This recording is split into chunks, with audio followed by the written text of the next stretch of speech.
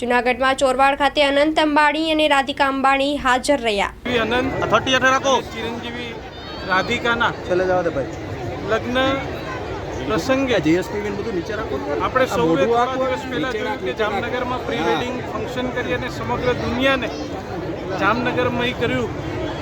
પણ અમારા માટે ખુશીની વાત એ છે કે 1995માં આદરણીય સ્વર્ગસ્થ ધીરુભાઈ અંબાણી એમણે પોતાના વતનમાં જઈ અને ગામ ધુમાડો બંધ કરી અને સમગ્ર આજુબાજુના ગામ લોકોનો જમણવાર કરી અને એમને મળવા માટે અને આ માટીની તાકાત શું છે સમજાવવા માટે થઈ અને 1995માં એ અહીંયા ગામમાં આવ્યા હતા.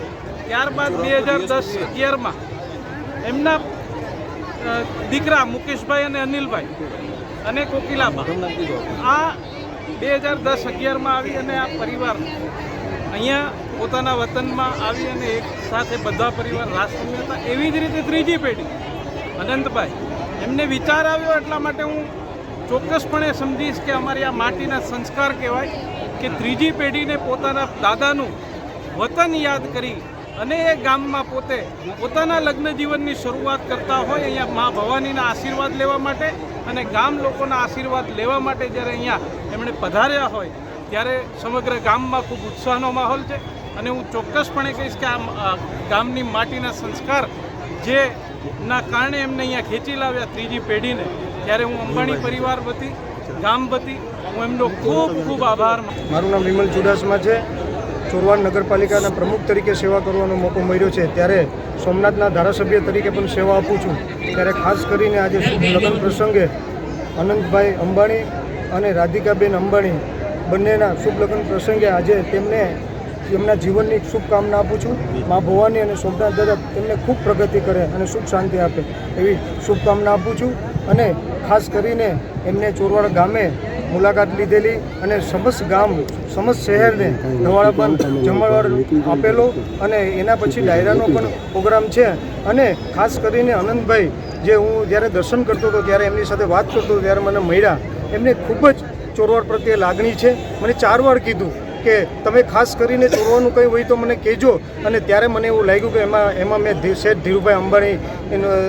ધીરુભાઈ અંબાણી જે હતા એ એમના પોતરામાં મેં જોવા મળ્યું કે એ ધીરુભાઈ અંબાણી જે પદ્ધતિથી કામ કરતા હતા અને જે પદ્ધતિથી ચોરવાડ ગામ માટે જે ચોરવાડ શહેર માટે લાગણી હતી અને પોતાનું પરિવાર સમજીને જે લાગણી વ્યક્ત કરતા હતા અને લાગણીથી જે પણ જાતા ગમે ત્યારે મુંબઈ ક્યારે એ ખબર પડે કે ચોરવાડથી આવ્યા છે એટલે તાત્કાલિક જે એમની કોઈ પણ મિટિંગ મૂકીને તાત્કાલિક તેમને લેવા જતા અને એમને શું કામ છે, ચોરવાડમાં કંઈ તકલીફ નથી, ચોરવાડમાં જે પણ કરવું પડે એ તટસ્થ રીતે કહેજો. એવું જ આજે અનંતભાઈએ મને ખુદ કીધું કે તમે ચોરવાડ નગરપાલિકાના પ્રમુખ તરીકે સેવા આપો છો, કંઈ પણ હોય તો તાત્કાલિક મને કહેજો. એમને મારા નંબર લીધા, એમને ખુદના મને નંબર આપ્યા. આની પહેલાં પણ હું સપ્તાહમાં જયેલો મુંબઈ ત્યાં એન્ટિલેમાં, ત્યારે પણ અમે સાથે એક પરિવાર જેમ રહ્યા અને ખાસ કરીને હંમેશા અંબાણી પરિવારનો મારી ઉપર આશીર્વાદ રહ્યો છે, ચોરવાડ શહેર ઉપર આશીર્વાદ રહ્યો છે.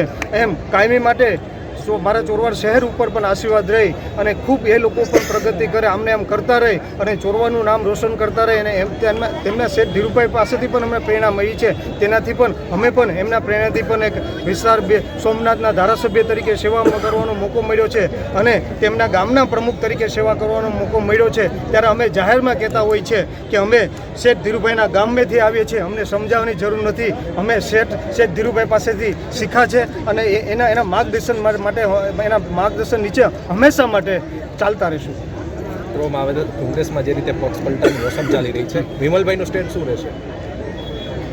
કોંગ્રેસમાં જે પક્ષ પલટાની મોસમ જે તમે વાત કરો છો એ તો જે લોકો જાય છે પોતાના સ્વાર્થ માટે જાય છે, કોઈ ડરીને ધમકીના હિસાબે જાય છે, કોઈ પોતાની લાલચા માટે મંત્રીઓ બનવા માટે જાય છે અને જેનું હૃદય નબળું હોય એ પાર્ટી છોડીને જાય. વિમલનું હૃદય તો મજબૂત છે અને વિમલને કોઈ ડરાવી ન શકે, કોઈ ધમકાવી ન શકે. વિમલ મજબૂત માણસ છે. વિમલ જાય તો પ્રેમથી જાય અને વિમલ ક્યારેય જવાનો નથી. કોંગ્રેસ પાર્ટીએ મને ખૂબ આપ્યું છે. 4 વાર નગરપાલિકાની ટિકિટ આપી છે, 2 વાર ધારાસભ્યની ટિકિટ આપી છે. ગુજરાતની કોર કમિટી જે ઇલેક્શન કમિટી છે જે પહેલાં વિમલ ટિકિટ લેવા માટે જતો, આજે કોંગ્રેસ પાર્ટીએ એને ટિકિટ દેવાવાળો બનાવ્યો છે. આજે એ કમિટીમાં મારો સામેલ કર્યું છે. ત્યારે આજે પાર્ટી છે અને સૌરાષ્ટ્રમાં હું જ્યારે જીતો ત્યારે કહેતો આ એક સિંહ કાફી છે અને સૌરાષ્ટ્રમાં પણ એક સિંહ વધ્યો છે અને એક સિંહ પણ આ લોકો માટે કાફી છે.